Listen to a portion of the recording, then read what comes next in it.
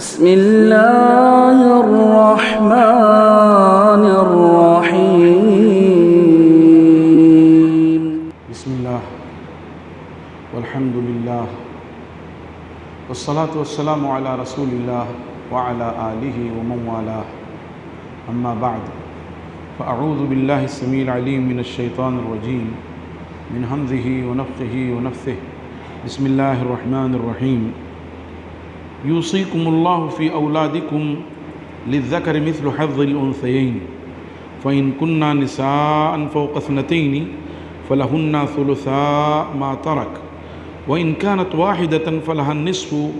ولأبويه لكل واحد منهما السدس مما ترك إن كان له ولد فإن لم يكن له ولد وورثه أبواه فلأمه الثلث فإن كان له إخوة فلأمه السدس من بعد وصية يوصى بها أو دين أو دين. آباؤكم وأبناؤكم لا تدرون أيهم أقرب لكم نفعا فريضة من الله إن الله كان عليما حكيما.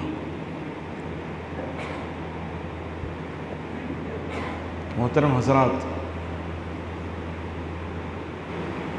کسی مومن شخص کی وفات کے بعد اس کے مال پر 4 حقوق عائد ہوتے ہیں. سب سے پہلے تو مرنے والے کی تجہیز و تکفین کی جائے گی اس مال سے جو اس نے چھوڑا ہے. اس مال سے اس کے کفن دفن کا نظم کیا جائے گا.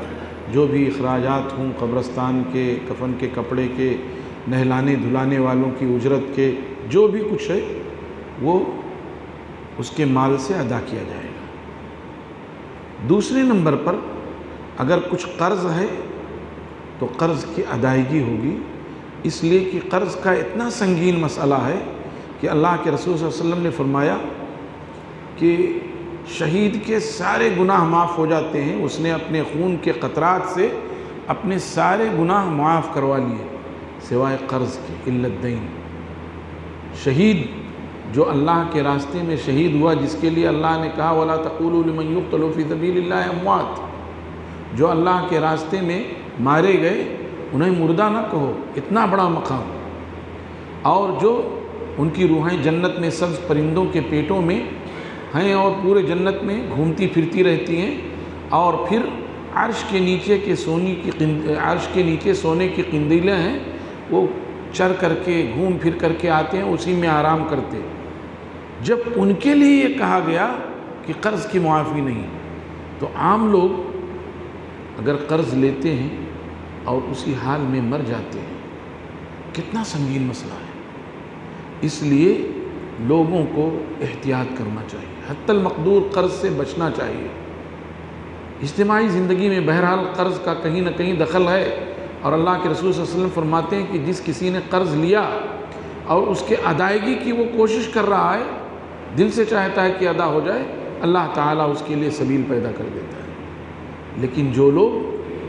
قرض لے کے اور واپس نہیں کرنا چاہتے، بس لے لیا خلاص، تو ایسے لوگ گویا چوری کر رہے ہیں، ڈاکہ ڈال رہے ہیں. تو دوسرا کیا ہے کہ اگر میت کے ذمے کوئی قرض ہے تو اس کے مال سے چکا دیا جائے. تیسرا یہ ہے کہ دیکھا جائے کہ میت نے کوئی وصیت تو نہیں کی ہے، اس کی وصیت نافذ کی جائے گی، اور وصیت زیادہ سے زیادہ وہ 1/3 مال سے کر سکتا ہے، اس سے زیادہ نہیں. کتنا بھی بڑا آدمی ہو، کتنا بھی چھوٹا آدمی ہو، لیکن 1/3 مال سے زیادہ وہ وصیت نہیں کر سکتا. اب جب وصیت بھی اس کی چکا دی گئی، نافذ کر دی گئی، تو اب اس کے بعد جو مال بچے گا وہ ورثہ میں تقسیم کیا جائے گا. یہ آیت جو ابھی پڑھی گئی ہے یہ اسی ضمن میں ہے. اور اسلام میں حق وراثت کو جتنا واضح انداز میں بیان کیا گیا ہے، قرآن پاک میں میراث کے حقوق جتنے واضح انداز میں بیان کیے گئے ہیں، کسی حق کو اس انداز میں نہیں بیان کیا گیا. صلاۃ کا ذکر ہے لیکن مجمل ہے، کتنی رکعتیں ہوں گی، رکوع کا کیا انداز ہوگا، سجدے کا کیا انداز ہوگا، اور فجر میں کتنی رکعت، ظہر میں کتنی رکعت، یہ سب کچھ پتہ نہیں ہے، کوئی پتہ نہیں۔ زکوٰۃ فرض ہے، کتنی نکالی جائے گی، یہ تفصیل آپ کو حدیثوں میں ملے گی۔ ایسی ہی اور بھی چیزیں، اور بھی حقوق، لیکن میراث کو اللہ تبارک و تعالیٰ نے دو دو چار کی طرح واضح کر دیا ہے، اس میں کوئی پوشیدگی نہیں، کوئی خفا نہیں، کہیں کچھ جھول اور اوجھل والا معاملہ نہیں، سب واضح۔ اس کی وجہ یہ ہے کہ لوگ مال سے اس قدر محبت کرتے ہیں کہ اگر اس کو واضح نہ کیا گیا تو اندیشہ ہے کہ لوگ ان حقوق کو ہڑپ کر جائیں، جیسے زمانہ جاہلیت میں تھا کہ چھوٹے بچوں کو حقوق سے محروم کر دیتے تھے، باپ کی بیوی کو بھی وراثت میں بانٹ لیتے تھے، جو سگی ماں نہیں ہوتی تھی، سوتیلی ماں ہے، اس کو بھی وراثت میں بانٹ لیتے تھے، اور عورتوں کو تو سرے سے کچھ دیتے ہی نہیں تھے۔ ہمارے ملک میں بھی برادران وطن کے ہاں ایسا کوئی تصور نہیں ہے کہ عورتوں کو کچھ دیتے ہوں، اور انہی کے درمیان رہتے اور بستے اور انہی کے عادات سے متاثر ہو کے ہم مسلمانوں نے بھی عورتوں کے حقوق مار لیے ہیں، ان کے میراث مار لیے ہیں۔ بہت تھوڑے جگہوں پہ ایسا ہے رواج کہ لوگ دیتے ہیں۔ میں یہاں ناندیڑ کے بارے میں نہیں جانتا، مالیگاؤں کا ایک بڑی آبادی ہے جو انصاری آبادی ہے، ان کے ہاں رواج ہے، کچھ تھوڑی کمی بیشی کے ساتھ، بہرحال ان کے ہاں رواج ہے۔ لیکن جو دوسرے اور لوگ ہیں، جیسے وہاں دو بڑی قومیں، ایک انصاری اور ایک دکنی،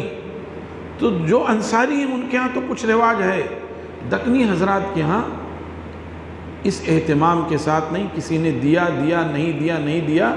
یہ بڑے ظلم کی بات ہے۔ اور ہمارے ہاں یو پی وغیرہ میں تو اور زیادہ ظلم ہے، بڑے بڑے لوگ ہیں، کروڑ پتی ہیں، لیکن بہنوں کو، بیٹیوں کو کچھ نہیں دیتے ہیں، اور ظاہر ہے کہ یہ بڑی صریح زیادتی ہے، اس پر اللہ تبارک و تعالیٰ کے ہاں گرفت ہوگی۔ چنانچہ اللہ تعالیٰ نے اس کو وصیت سے تعبیر کیا ہے۔ آدمی جب وصیت کرتا ہے، وصیت کسے کہتے ہیں کہ آدمی قریب المرگ ہوتا ہے، یا یہ سمجھتا ہے کہ یہ میری زندگی کا آخری ہدایت نامہ ہے، کچھ لکھ کر دیتا ہے، اس کو وصیت کہتے ہیں، یعنی بڑی اہمیت ہوتی ہے اس کی۔ تو یہاں اسی سے تعبیر کیا اللہ تبارک و تعالیٰ نے کہ اللہ تبارک و تعالیٰ تمہیں وصیت کرتا ہے، ہدایت دیتا ہے تمہاری اولاد کے سلسلے میں، مذکر کو 2 مؤنث کے برابر ملے گا، ایک بیٹے کو 2 بیٹیوں کے برابر ملے گا، جتنا 2 بیٹیوں کو ملے گا اتنا ایک بیٹے کو ملے گا۔ اب اگر صرف بیٹیاں ہی بیٹیاں ہیں اور وہ 2 یا 2 سے زیادہ ہیں، لڑکے نہیں ہیں میت کے، تو جو کچھ اس نے مال چھوڑا ہے اس کا 2/3 حصہ بیٹیوں کو مل جائے گا۔ لڑکے نہیں ہیں، صرف بیٹیاں تھیں، 2 یا 2 سے زیادہ تھیں، تو جتنا مال چھوڑا ہے اس کا 2/3 حصہ بیٹیوں کو مل جائے گا، اور اگر ایک ہی بیٹی ہے تو اس کو آدھا مل جائے گا، اور مرنے والے کے ماں باپ زندہ ہیں تو ان دونوں میں سے ہر ایک کو 1/6 مل جائے گا، دونوں کو 1/6 لوگ یہ سمجھ لیتے ہیں کہ جو مر گیا ہے تو جو اس کی اولاد ہے سارا حصہ اسی کا ہے، یا اس کی بیوی ہے سب کچھ اسی کا ہے، ایسا نہیں ہے، بلکہ مرنے والے کے اگر اولاد والدین زندہ ہیں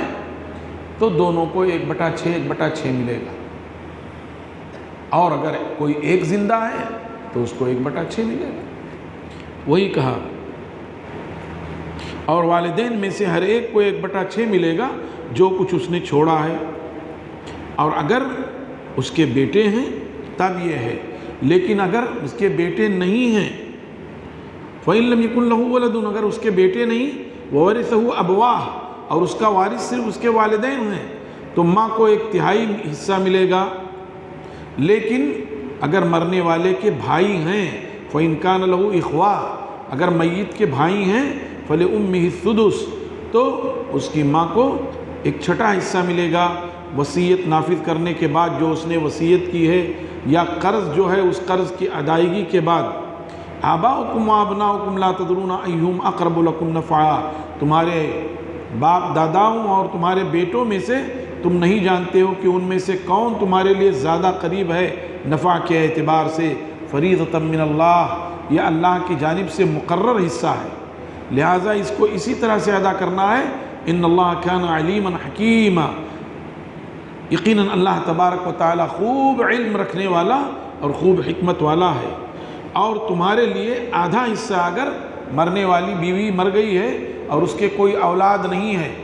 تو جو کچھ وہ چھوڑ کر گئی ہے شوہر کو اس کے مال سے آدھا حصہ ملے گا، اور اگر ان کے بیٹے ہیں، مرنے والی عورت کے بیٹے ہیں، تو اس کے شوہر کو 1/4 ملے گا۔ ایسے ہی اگر شوہر مر گیا ہے اور اس کے کوئی اولاد نہیں ہے تو بیوی کو 1/4 ملے گا، اور اگر شوہر مر گیا اور اس کے اولاد تھی تو بیوی کو 8واں حصہ ملے گا۔ ایک بیوی ہے تب بھی 8واں حصہ ملے گا یا 1/4 ملے گا، اور اگر کئی بیویاں ہیں تب بھی، جیسے ماں باپ میں الگ الگ دونوں کو 1/6 1/6 مل رہا تھا، یہاں ایسا نہیں ہوگا۔ اگر کئی بیویاں ہیں تو وہی 1/4 ہے، اسی میں یعنی 1/4 اسی میں وہ تقسیم کر لیں گی، یا 8واں حصہ ہوگا وہ اسی میں تقسیم کر لیں گی۔ جی، وصیت کے نفاذ کے بعد یا قرض کی ادائیگی کے بعد، اور اسی طریقے سے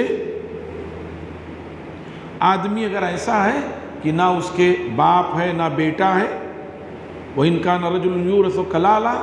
اگر آدمی ایسا ہے کہ اس کے وارث کلالہ ہیں، کلالہ کہتے ہیں کہ جس آدمی کا نہ باپ ہو اور نہ اس کا بیٹا ہو، کوئی نہیں ہے، سب وفات پا چکے ہیں،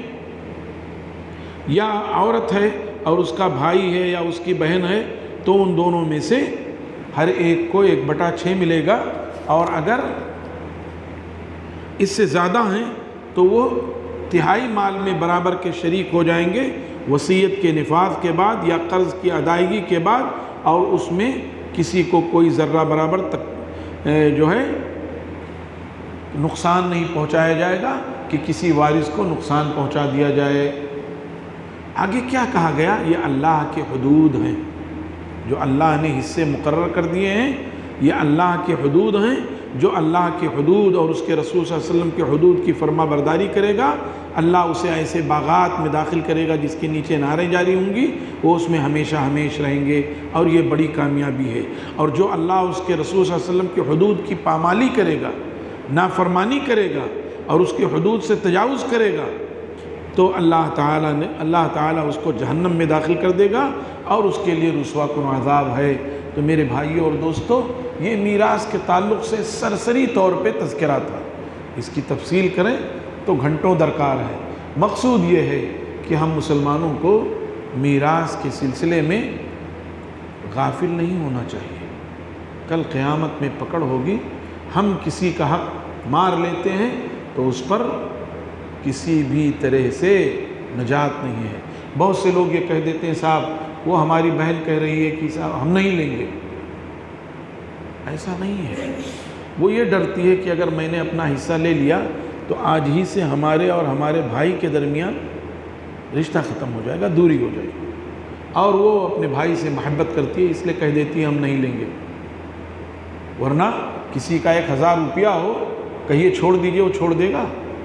اللہ ہی کہ وہ ڈرتا ہو۔ تو اگر شکل کیا ہے، آپ نے اپنی بہن کو اس کا میراث پورا دے دیا، اس نے اس پر قبضہ کر لیا، بظاہر اب کوئی شکل باقی نہیں رہی، اب اس کے بعد وہ اپنی مرضی سے اپنے بھائی کو ہبہ کر دے تو وہ بات الگ ہوئی۔ لیکن ایسے ہی ابھی دیا نہیں ہے اور کہہ دیتے ہیں نہیں بہن کہہ رہی کہ نہیں چاہیے، ایسا نہیں ہے۔ اور بیٹیوں سے پہلے بہن کو دینا ہے، کیونکہ باپ کی وفات کے بعد تو میراث تو اس کی اولاد میں تقسیم ہونا ہے۔ لوگ بیٹیوں کی بات تو کر لیتے ہیں، باپ ہوتے ہیں تو، لیکن بہنوں کی بات نہیں کرتے۔ اس لیے میرے بھائیوں اور دوستو، اس سلسلے میں ہمیں ہوشیار رہنے کی اور اللہ کے جو ہے مقرر کردہ حقوق کو ادا کرنے کی ضرورت ہے۔ اللہ تعالی ہمیں بندوں کے حقوق ادا کرنے کی توفیق عطا فرمائے۔ وآخر دعوانا الحمدللہ رب العالمین، وصلی اللہ وسلم وبارک علی نبینا محمد وعلی آلہ وصحبہ اجمعین، والسلام علیکم ورحمۃ اللہ وبرکاتہ۔